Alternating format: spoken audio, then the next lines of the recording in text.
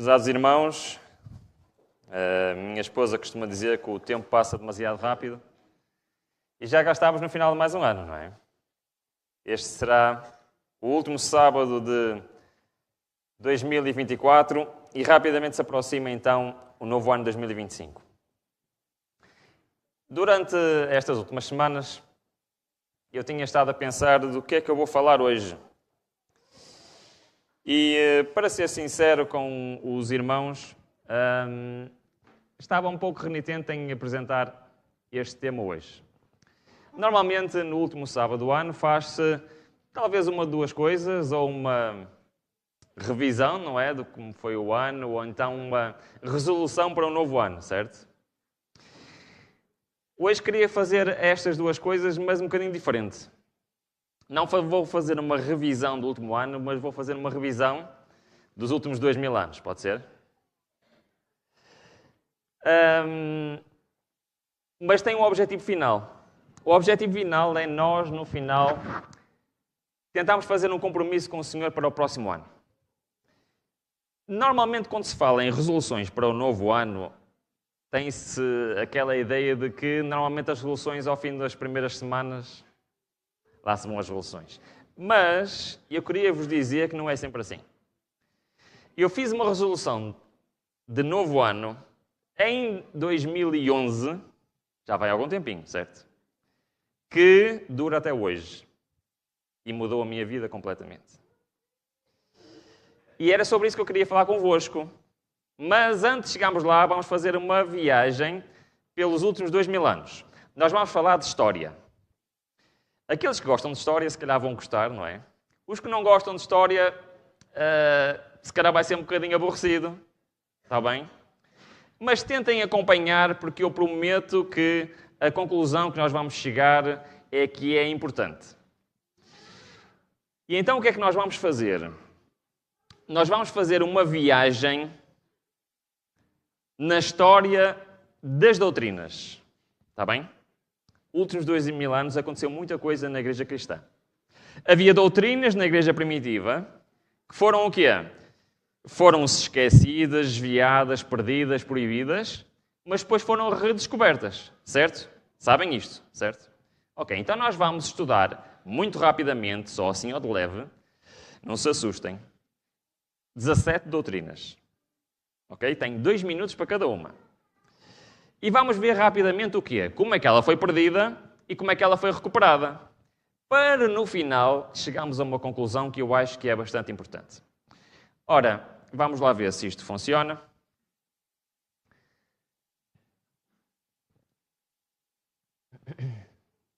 Muito bem. Será que isto funciona? Eu vou precisar mesmo que isto funcione hoje, senão vamos estar aqui até às 2.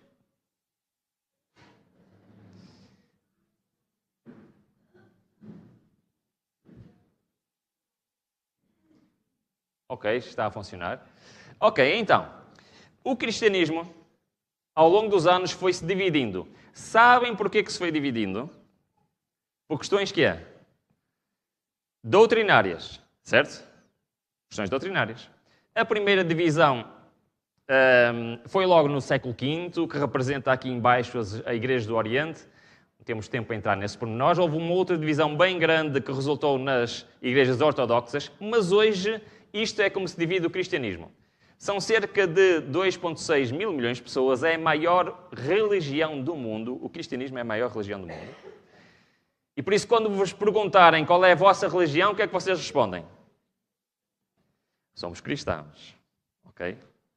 Se perguntarem a vossa igreja ou denominação, então o que é que vocês respondem? Adventistas do sétimo dia.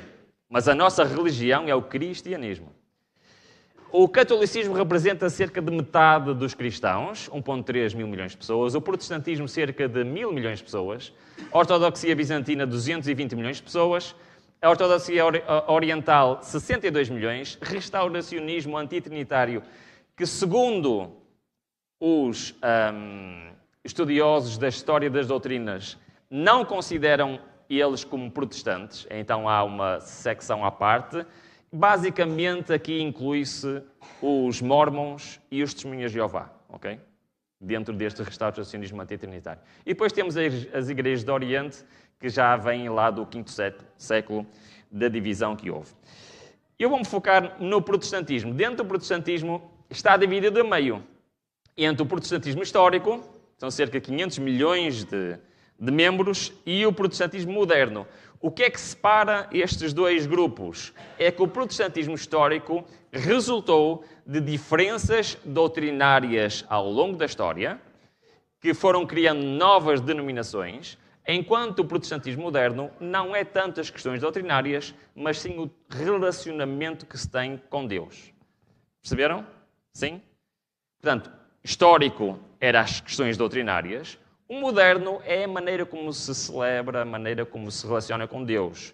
Dentro do protestantismo moderno, a grande maioria dos membros pertencem às igrejas pentecostais, ok? E outras denominações semelhantes que não encaixam, então, no protestantismo histórico, que a base é doutrinária. Então, nós vamos nos concentrar no protestantismo histórico, está bem? O protestantismo histórico divide-se nestes grupos, atualmente. Temos que o maior grupo é o anglicanismo, ok? A Igreja da Inglaterra, que se espalhou pelo mundo. As igrejas batistas vêm logo a seguir, juntamente com o luteranismo. As igrejas reformadas normalmente são conhecidas como presbiterianos, ok? Ou seja, são aqueles que adotaram as ideias de Calvino. Portanto, o luteranismo vem do Lutero, como é óbvio. As igrejas batistas vêm, juntamente com o anabatismo, de vários líderes também, como Menno Simons, etc. O anglicanismo vem do Henrique VIII de Inglaterra, influenciado por Tyndale e todas as reformas que existiam na Inglaterra. Mais tarde vemos o metodismo, que tem cerca de 800 milhões de membros, o adventismo, 22 milhões, restauracionismo, 7 milhões, anabatismo, são daí os irmãos, os citas e os quakers. Ok? As igrejas protestantes históricas todas se encaixam num destes perfis. Agora, a pergunta que vamos tentar responder o mais rápido possível, vou tentar o mais rápido possível, não é? É, como é que surgiram estes movimentos e porquê? Porquê que surgiram estes movimentos? Quais foram as tais descobertas doutrinárias que levou à existência do protestantismo histórico? Muitas vezes referimos que o protestantismo começou com este homem. Sabem quem é este homem? Isto é um discurso, é um quadro de um discurso que Lutero fez lá em Worms, na Alemanha, okay? Na Dieta de Worms, onde ele, pela palavra de Deus, deixou todos sem resposta. Porque isto é o foco do protestantismo histórico. É o quê? A palavra escrita de Deus, ok? A redescoberta da palavra escrita de Deus. Então nós vamos começar por aqui. Um dos pontos, e que Lutero ficou conhecido, foi por, de facto, ele ter pregado 95 teses ali naquela porta, que na altura era um bocadinho diferente, agora está mais evoluída, na igreja do castelo de Wittenberg, certo?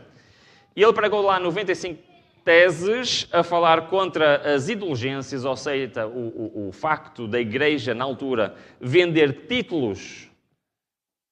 Faziam o que é com esses títulos? O que é que supostamente faziam as indulgências? Não me deixem sozinho. Comprava-se o perdão dos pecados. Eu tenho lá em minha casa uma indulgência que eu comprei na internet. Não comprei para perdão dos meus pecados, comprei por razões históricas. Eu gosto de ter provas físicas do passado. Tem lá uma indulgência que é do século passado. Passada e assinada por o Papa da altura, que deu a alguém, vendeu a alguém para perdão dos pecados. Mas o que é certo é que este homem olhou para a palavra de Deus e ele não descobriu indulgências na palavra de Deus. Ele não descobriu que se pode comprar o perdão pela palavra de Deus. Aliás, ele descobriu que a salvação, que a justificação, que o perdão dos nossos pecados, vem por quê? Pela fé. A graça já lá vamos, ok? Salvação pela graça, justificação pela fé. Muito bem. Perdão pela fé, é o que quer dizer a justificação pela fé. Então isto é uma doutrina bíblica, é uma doutrina que a igreja primitiva acreditava. Paulo extensivamente falou que somos justificados pela fé, Se somos salvos pela graça, como estava a dizer, já vamos falar da graça mais à frente, por meio da fé, isto não vem de nós, é um dom de Deus, não vem das obras para que ninguém se glorie. Isto era uma doutrina da igreja primitiva. Mas o que é que aconteceu? Reparem bem, a igreja de Roma começou a enfatizar cada vez mais o mérito das obras, das indulgências, como estávamos a falar, e sacramentos como meios de alcançar a salvação. A salvação passou a ser vista como algo mediado exclusivamente para a igreja, tirando o foco da fé pessoal em Cristo. A teologia se distanciou de onde? Das Escrituras. E práticas como a venda de indulgências reforçaram a ideia de que salvação pelas obras ou pela intervenção da igreja. Segundo a tradição luterana, protestante luterana, aconteceu o seguinte: Lutero estava lá em Roma. Era um sonho, um privilégio, um padre católico, como ele era, um monge católico, poder ir a Roma. Foi uma maior decepção da vida dele ter ido a Roma. Foi a maior decepção. O que ele viu lá não era o que ele esperava. Ele esperava ver um centro de santidade e não foi o que ele encontrou lá. Segundo a tradição, e nós não sabemos exatamente se a história é mesmo assim, mas não foi assim, representa aquilo que aconteceu. Lutero estava lá, em frente à igreja de São João de Latrão, que era a antiga sede da igreja de Roma. Tem lá, até hoje, um edifício que se chama Santa Scala. A Santa Scala é um edifício que ainda hoje funciona. E Lutero, há mais de 500 anos atrás, estava lá.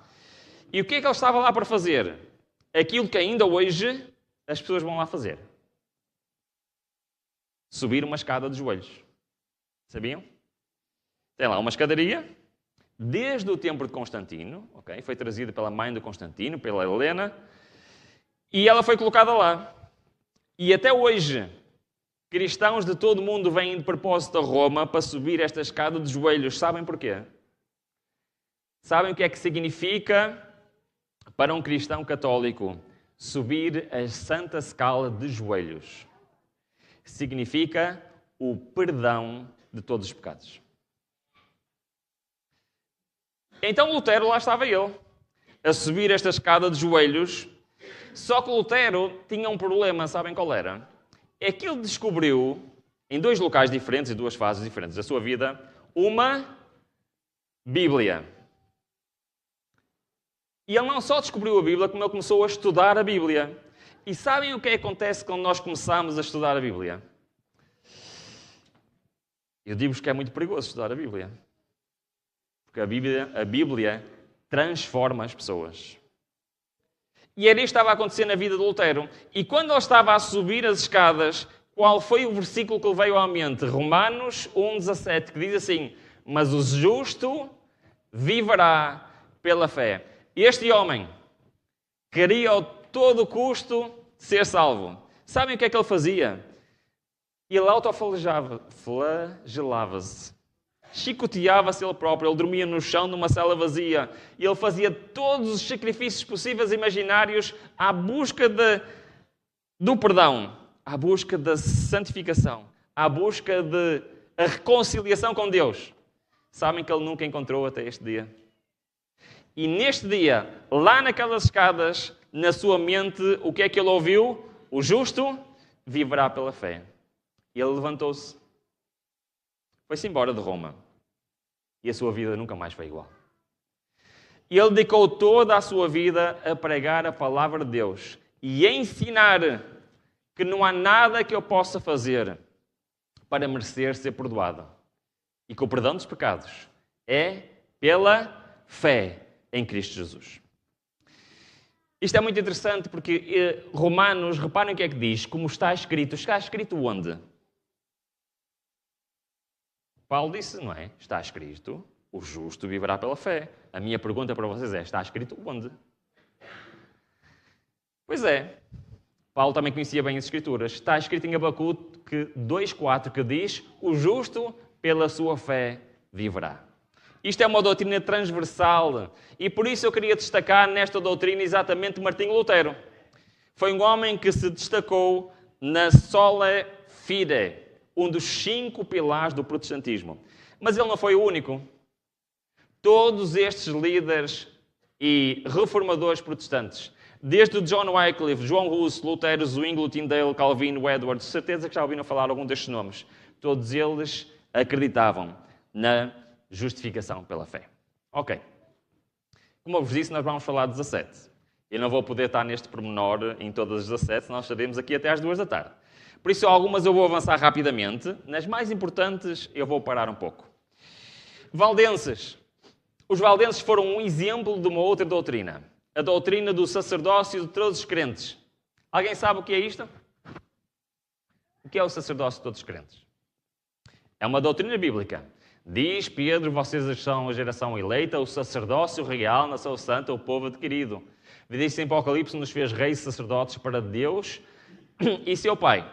Chegamos, pois, com confiança ao trono da graça. Qual é o centro desta doutrina? É a ideia de que todos nós, sem exceção, devemos, em primeiro lugar, estudar, em segundo lugar, partilhar, certo? E acreditar que nós não precisamos de um guia espiritual ou de um sacerdote, podemos ir diretamente a Deus. Perceberam? Sim? O povo dos valdenses foram um exemplo vivo de quem acreditava nisto. Por exemplo, já lá vamos. Como é que esta doutrina se perdeu na história? O sacerdócio passou a ser visto como papel exclusivo dos líderes religiosos, que eram considerados os únicos intermediários entre Deus e os homens. A salvação foi associada à participação nos sacramentos administrados exclusivamente pelo clero. Com as escrituras indisponíveis para o povo comum, a ideia de que todos podiam estudar a Bíblia e exercer um papel ativo no serviço de Deus foi abandonada. Então a Bíblia foi retirada. O papel de estudar por nós próprios, de partilhar o Evangelho, passou a ser exclusivo de quem? Dos líderes religiosos. No entanto, Pedro Valdo e os valdenses foram um exemplo vivo que isto não é verdade. Sabem que quem era Pedro Valdo? Era um empresário que descobriu o quê? A Bíblia. Ficou tão apaixonado pela Bíblia que ele, com o seu próprio dinheiro, financiou a tradução da Bíblia para o franco-provençal, a língua lá da região. E foi daqui que surgiram, lá no norte de Itália, junto com a fronteira da França e também na parte da França, naquela zona, que surgiu um povo que se centrava no estudo e na pregação das Escrituras. Mas sabem que Pedro Valdo nunca foi um sacerdote. E os valdenses nunca estiveram preocupados com isso. Mas todos eles achavam que tinham o quê? A obrigação de estudar por eles próprios e partilhar o Evangelho. Mas o sacerdócio de todos os crentes foi defendido por a grande maioria dos reformadores protestantes. Todos estes defenderam esta doutrina. Segundo o grande pilar do protestantismo, só a Escritura. Não é? Já falámos sobre isto. Penso que não precisamos perder muito tempo com esta doutrina. Acreditamos que é a Escritura que é a base da nossa fé. Acreditamos, como os bereanos, que sempre que um pregador diz alguma coisa, nós, para sabermos se ele está a falar certo ou errado, o que é que nós temos que fazer? Temos que ver, certo? Afinal, ele tem razão. Ou então, não, aqui não diz isso. Certo? Isto foi um dos pilares, então. O que é que aconteceu na história? A Igreja de Roma começou a... O que é que diz aqui?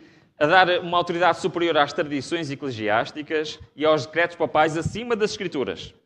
A autoridade para interpretar as Escrituras foi monopolizada pelo clero, e especialmente pelos papas e pelos seus concílios. A Igreja foi mantida em línguas como o latim, inacessível ao povo comum, e a leitura das Escrituras foi desencorajada e até proibida. Durante algumas alturas da Idade Média, era proibido um cristão ter a Bíblia. Houve cristãos que foram mortos por ter uma página da Bíblia com eles. Era proibido. Um dos grandes precursores desta doutrina foi John Wycliffe. E ele foi como ele é conhecido, a estrela da manhã da Reforma.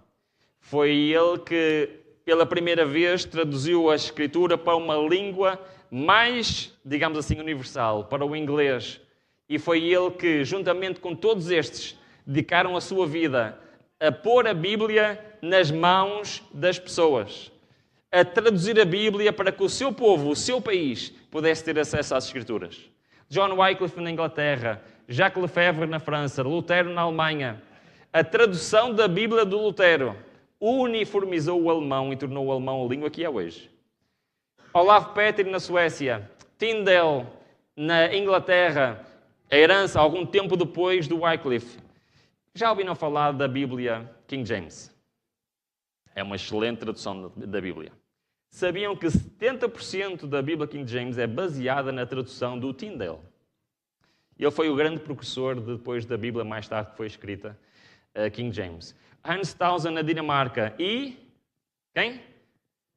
João Ferreira de Almeida em Portugal. Ele foi um dos reformadores.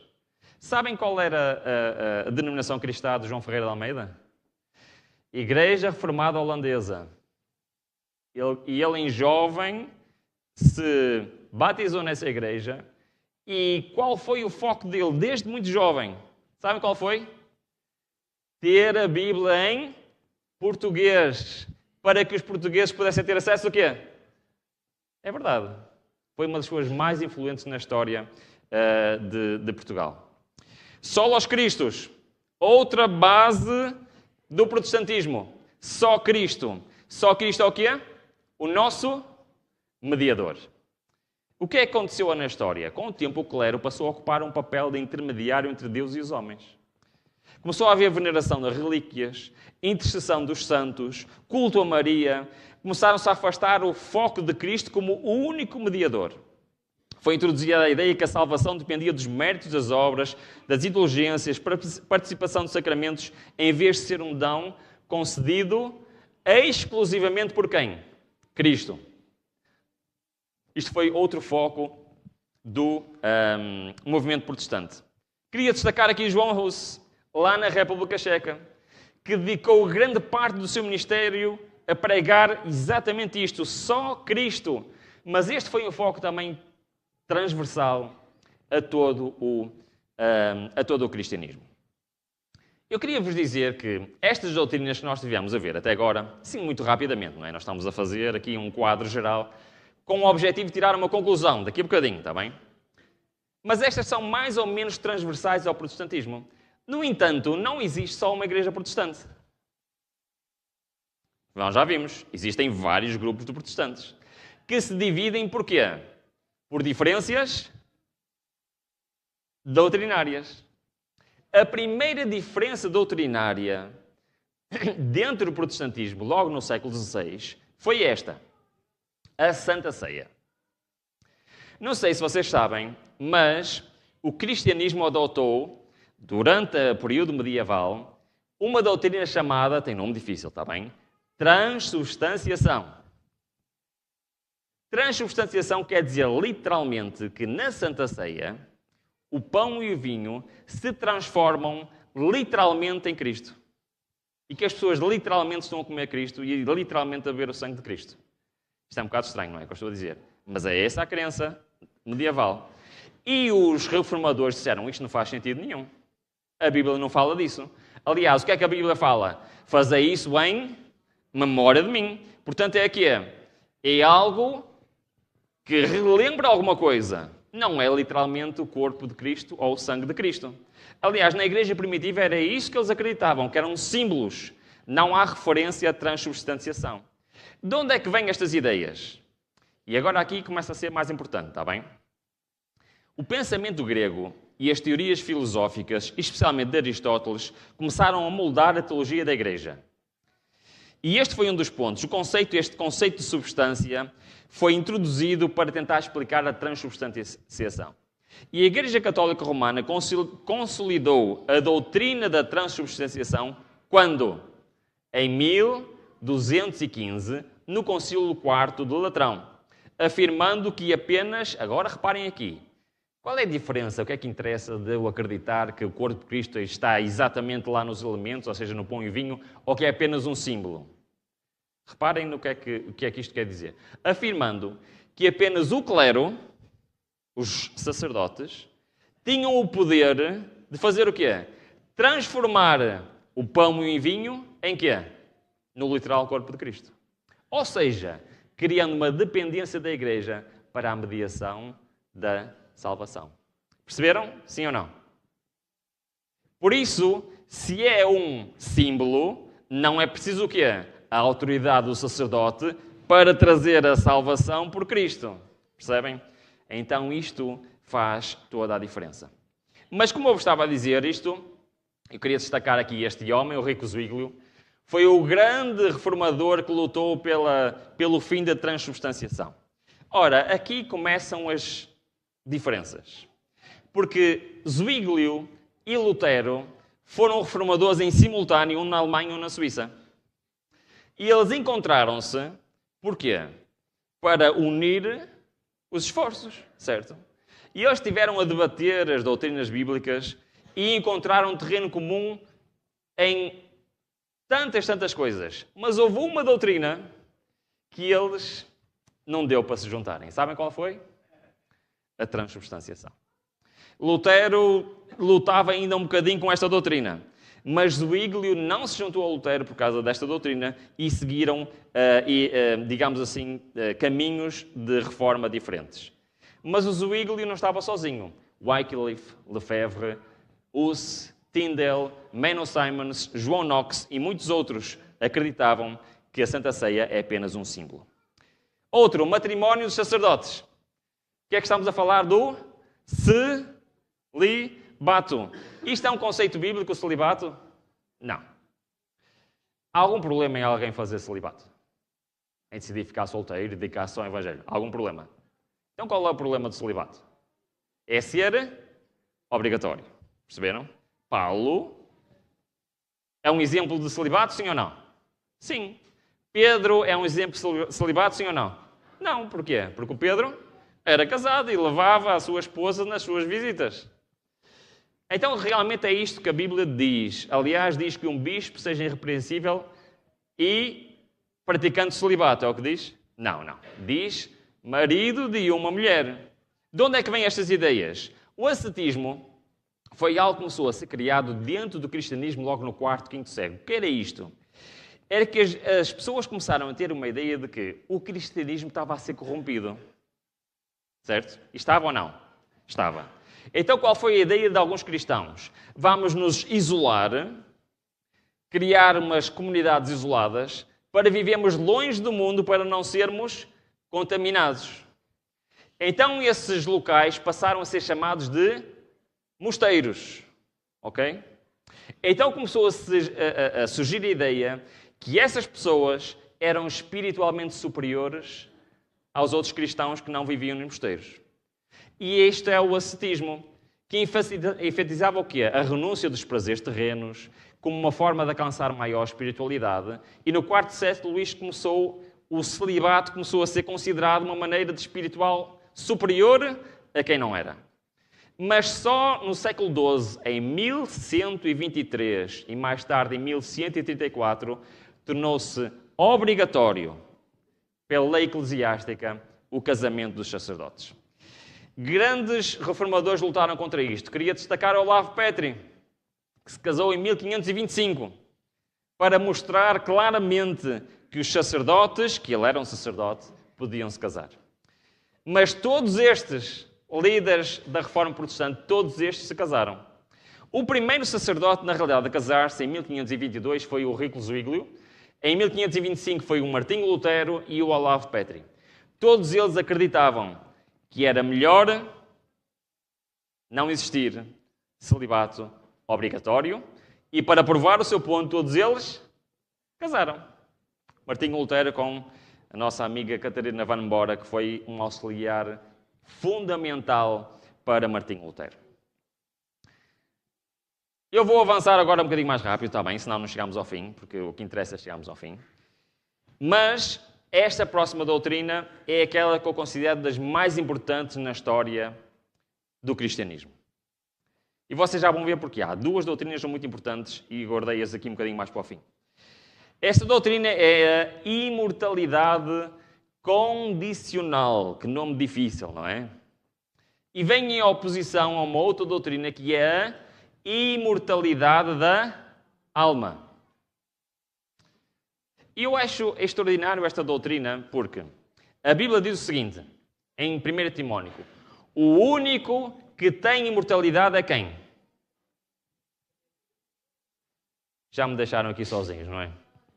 Já adormeceram todos? Ainda não? Ainda estão aqui comigo? Sim? Vou repetir. O que é que a Bíblia diz? Qual é o único que tem imortalidade? É Deus, é o Senhor. E também diz em 1 Coríntios que os salvos vão ser revestidos de quê? Vai-lhes ser entregue aos salvos o quê? A imortalidade. Quer dizer que eles não a têm. Concordam comigo, sim ou não? Ok. Então, de onde é que vem esta doutrina da imortalidade da alma? Mais uma vez, a mesma história.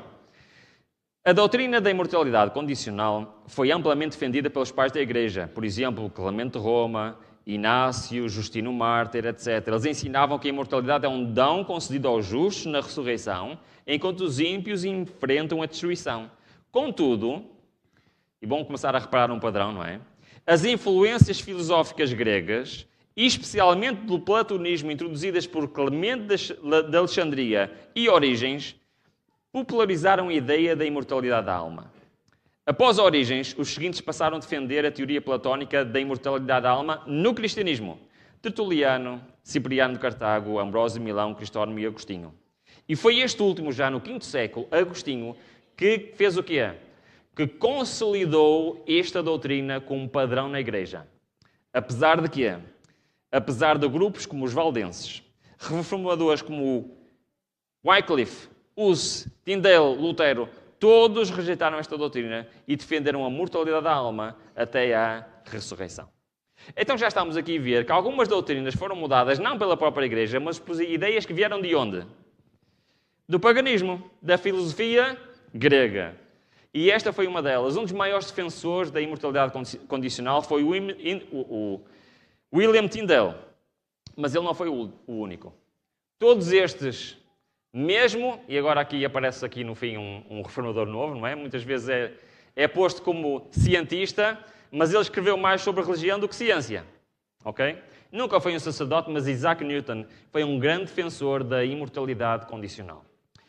E porquê é que eu queria parar um bocadinho nesta doutrina?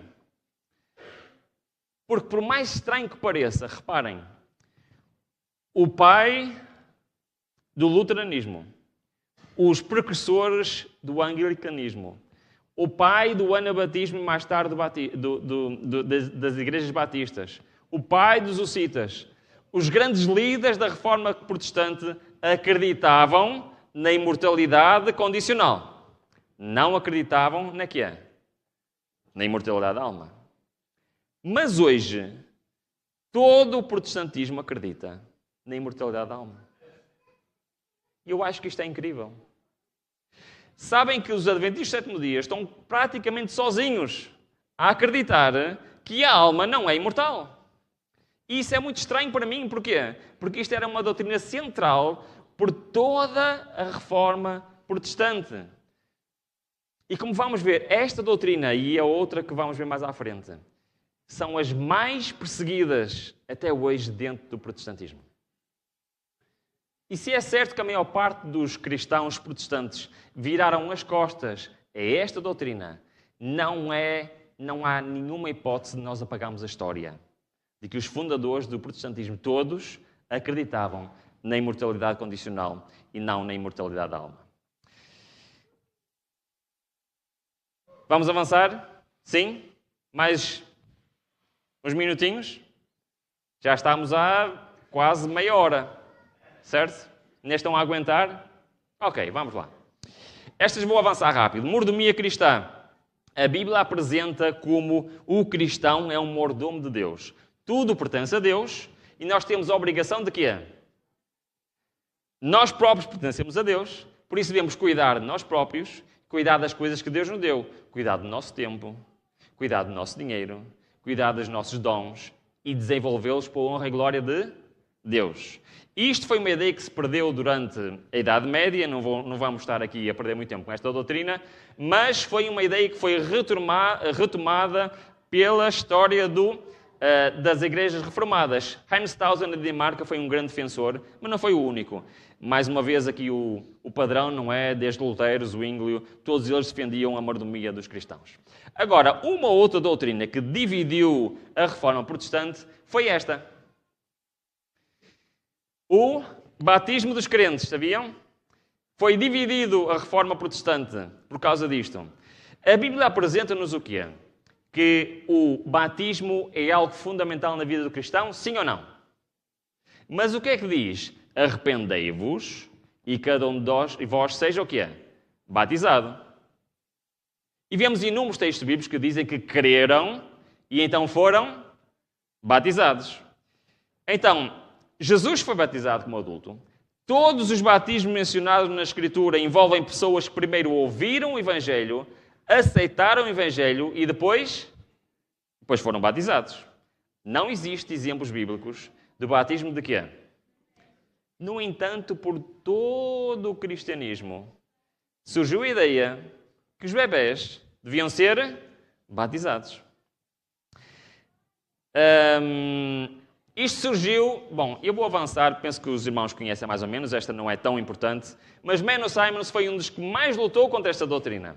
Ele juntou-se a um novo movimento lá na Holanda chamado os Anabatistas. Já ouviram falar? Não foi ele que fundou, mas foi ele o grande líder dos Anabatistas. Qual era o ponto dos Anabatistas? Diferente do resto do protestantismo, sabem? Está no nome, não é?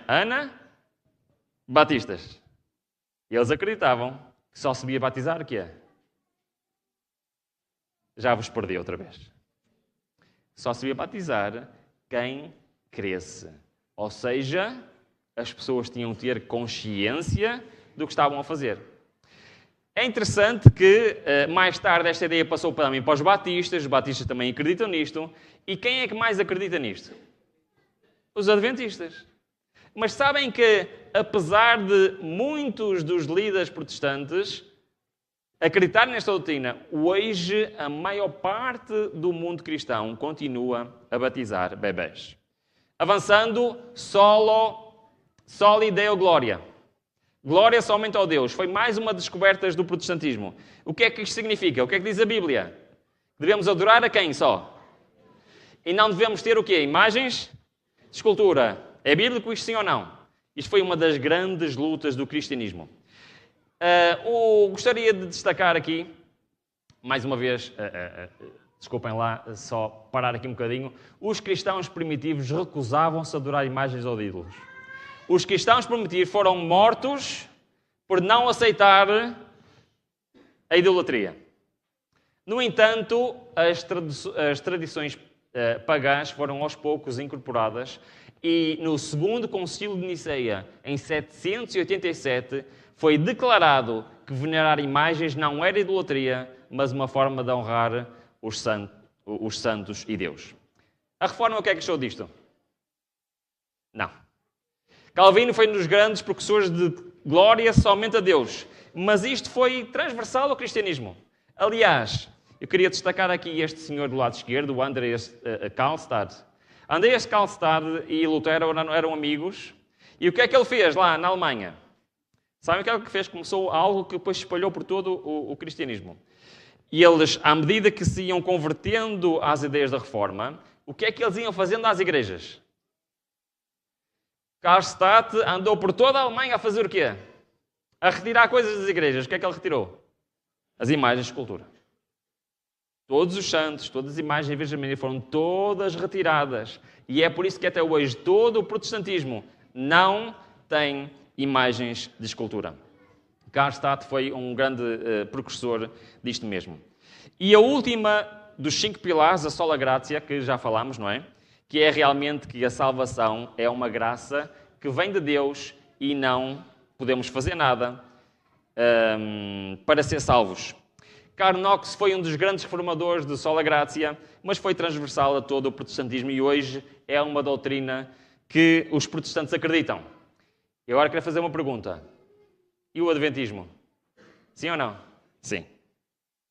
Sabem, por muito estranho que pareça, dentro do mundo protestante existe quem acha que os adventistas não acreditam nisto. Sabiam? Mas, de facto, nós não só acreditamos na justificação pela fé, como acreditamos na salvação pela graça. Estamos a aproximar-nos do fim. Liberdade religiosa. Acham que foi algo que foi constante no cristianismo, sim ou não? Não. À medida que a igreja se tornou oficial, começou a não perseguir aqueles que não concordavam. Sim, começou a perseguir aqueles que não concordavam. Mas sabem o que aconteceu?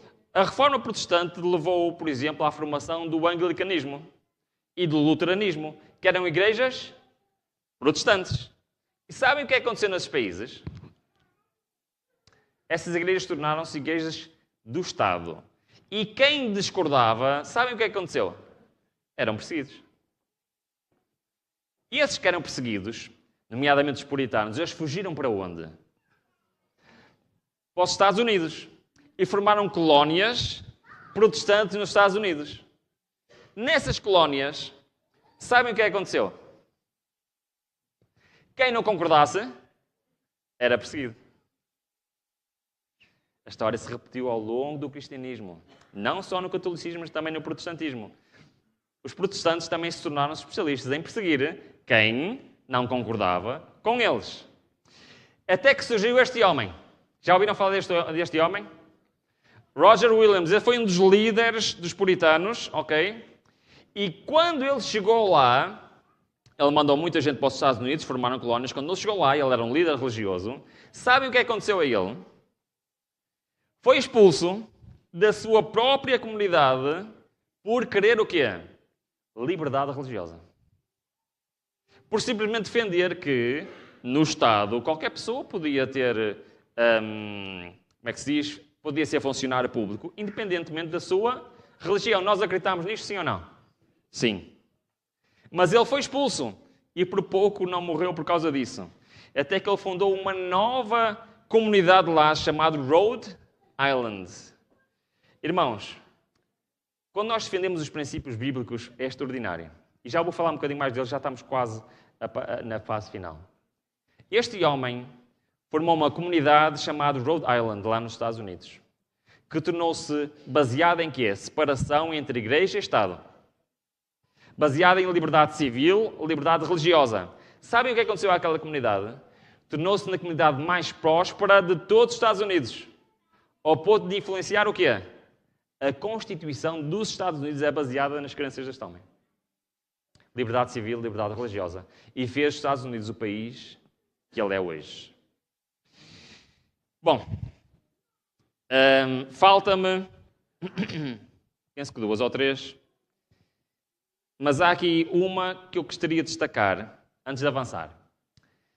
Isto são outros que apoiaram a liberdade religiosa. Pergunta, antes de avançarmos, quem hoje, qual é a denominação cristã hoje que mais defende a liberdade religiosa no mundo? Alguém sabe?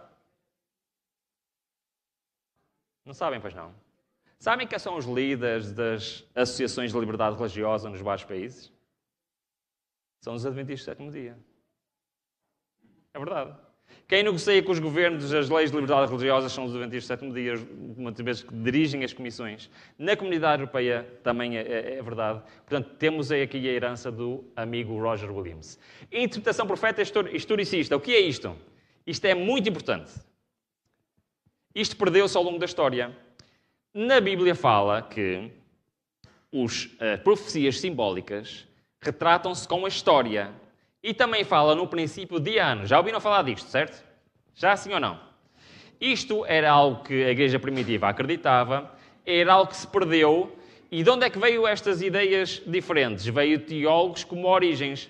Lembra-se, já temos ouvido falar deste senhor. O que é que este senhor trouxe? Ideias de quê? Filosofia grega para dentro da igreja. No entanto, eu queria vos dizer o seguinte, eu vou avançar. Para mim, o grande líder da interpretação profética historicista foi Isaac Newton. Porquê? Apesar de todos estes acreditarem na interpretação profética historicista, os primeiros 5 do lado esquerdo, eles chegaram à conclusão que as profecias de Daniel e Apocalipse representavam eventos históricos. Nós acreditamos nisto, sim ou não? Sim.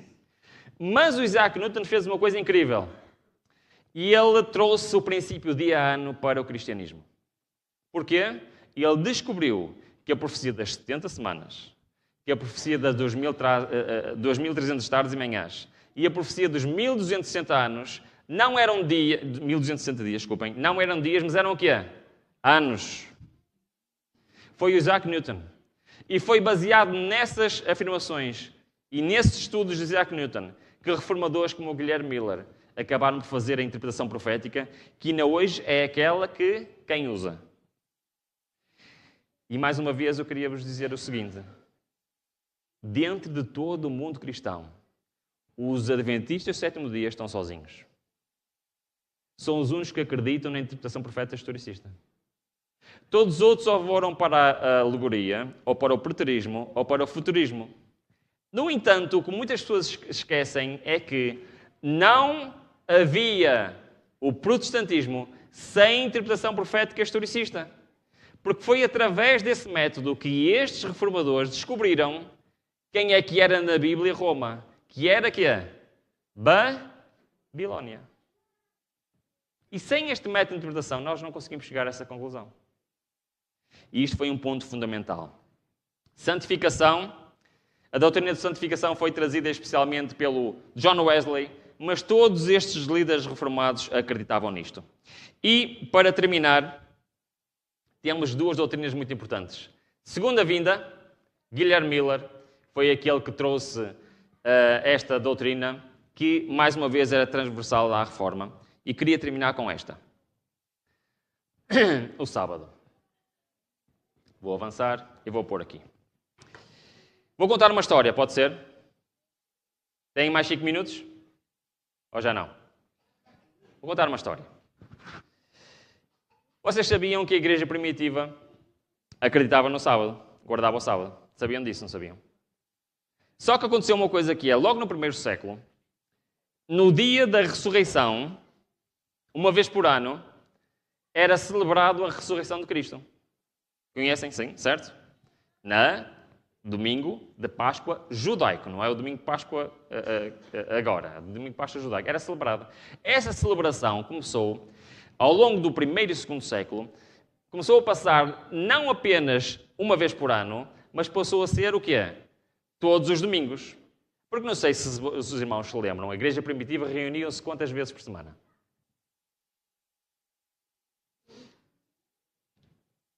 Quantas vezes por semana a igreja primitiva se reunia? O que é que diz Atos dos Apóstolos? Reuniam-se todos os dias. Guardavam o sábado, mas reuniam-se todos os dias. Está bem? O que é certo é que este conceito de celebrar a ressurreição de Cristo, no segundo século, em Roma e em Constantinopla, passaram a guardar os 2 dias, o sábado e o domingo. Ok? Mas só no sexto século isto tornou-se geral a todo o cristianismo. E, entretanto, depois passou a ser algo de inclusivamente proibido. Eu queria só mostrar aqui um PowerPoint, que era isto.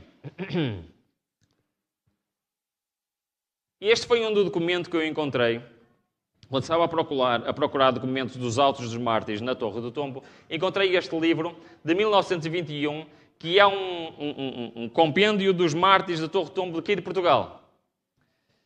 E eu queria-vos só dizer isto, o que é? Este é o processo inquisicional contra Gil Vaz Bugalho, século XVI. Gil Vaz Bugalho era um juiz desembargador aqui em Portugal, era alguém importante. E ele foi morto pela Inquisição, porquê? Sabem porquê? O que é que diz? Bugalho foi acusado de observar rituais e leis judaicas. E especificamente, porque é que ele foi morto? Ele é descrito como o quê? Guardando o sábado. Durante séculos foi proibido guardar o sábado. E em toda a Europa havia pessoas que pegavam o quê? Na Bíblia e viam qual doutrina? Do sábado, queriam fazer o quê? Guardar o sábado e eram mortos. Ok? Muito bem. No entanto, eu vou contar esta história muito rapidamente, porque eu acho que ela é muito interessante.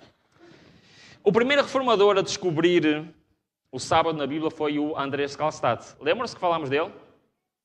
E ele, entretanto, separou-se do Lutero por causa de uma doutrina.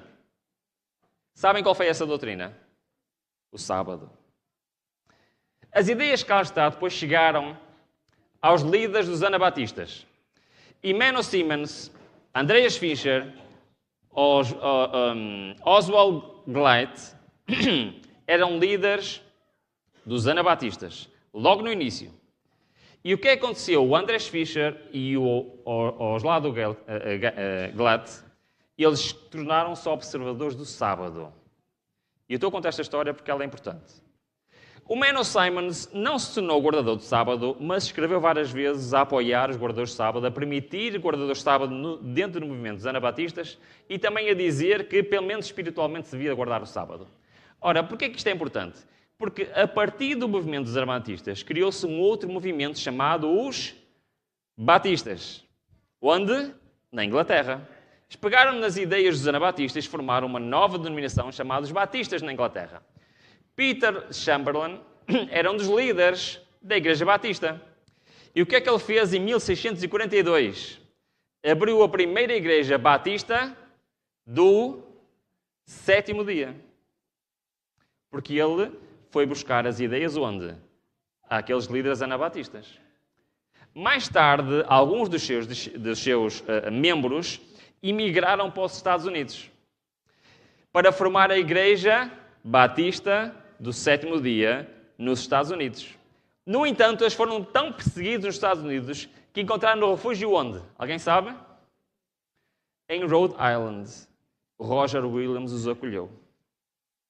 E a gente não sabe muito bem qual era a posição de Rhode Island em relação ao sábado, mas ele defendeu acerrimamente os guardadores de sábado e permitiu que eles pudessem existir lá em Rhode Island, até mais tarde a liberdade religiosa se espalhar no país.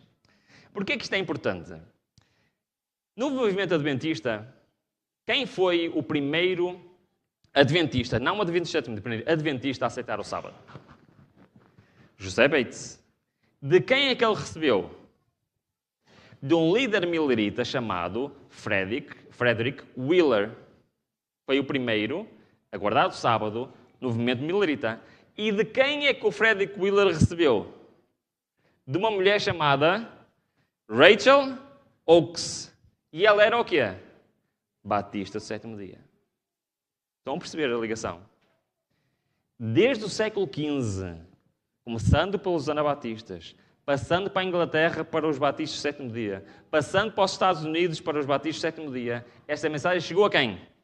Ao movimento adventista. Não foram os adventistas que descobriram o sábado. Foi os reformadores protestantes que descobriram o sábado. E isto é a conclusão que eu queria chegar agora no fim. Tivemos aqui 45 minutos quase. E já avancei, já saí fora do PowerPoint e tudo. Porque eu queria vos dizer isto. Não sei se vocês repararam, mas nós vimos 17 doutrinas protestantes. Repararam num pormenor importante. Quem hoje acredita nestas 17 doutrinas?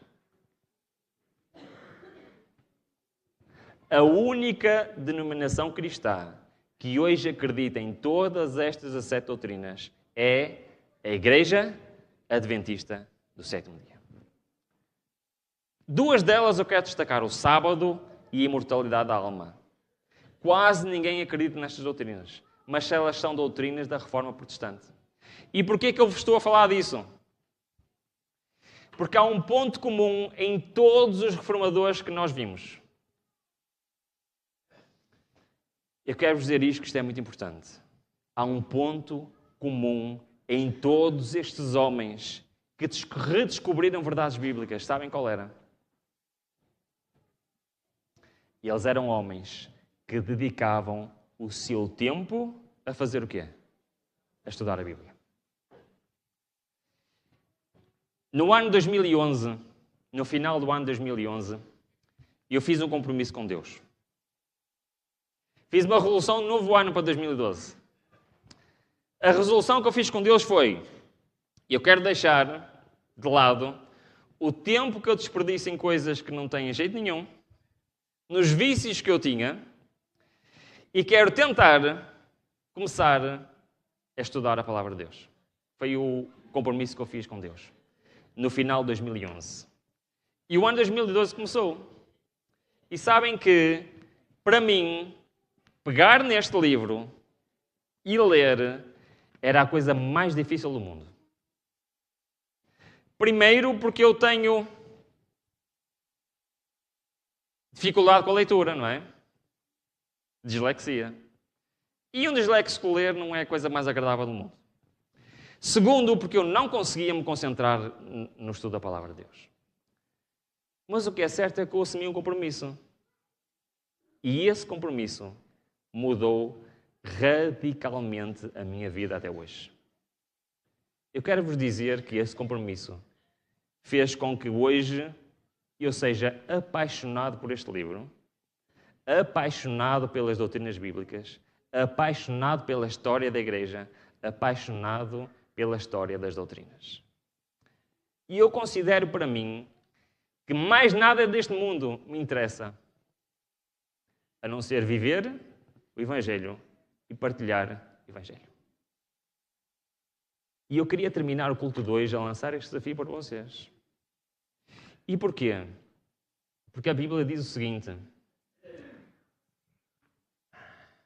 procura apresentar-te a Deus aprovado, como obreiro, que não tem que se envergonhar. Que faz o quê? O que é que faz? Um obreiro maneja bem o quê? A palavra de Deus. Durante 30 anos eu fui adventista do sétimo dia e eu não sabia sequer aquilo que eu acreditava. Eu não conseguia explicar as doutrinas. Eu não conseguia dar um estudo bíblico, irmãos. Se vós permaneceis na minha palavra, sois verdadeiramente os discípulos e conhecereis a verdade e a verdade vos libertará.